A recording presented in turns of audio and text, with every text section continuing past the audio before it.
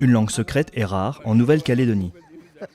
Ces deux cousins font partie de la tribu de Moméa et parlent le Sichi, compris par seulement 15 personnes sur l'île. Les habitants parlant cette langue ont petit à petit quitté le village alors que l'influence du français continue de grandir. C'est une langue qui va mourir, si on peut dire, qui va disparaître si vous ne prenez pas l'initiative ou la volonté de toujours garder comme votre patrimoine. Et si ce bien disparaît, ben, claniquement et coutumièrement, vous aussi, vous allez disparaître. 99% de la population parle français, mais l'île comporte aussi 28 dialectes locaux, les langues kanak. Parce qu'il y a ce qu'on appelle la langue du pain, c'est le français. Il y a ce qu'on appelle la langue du cœur, ce sont les langues maternelles.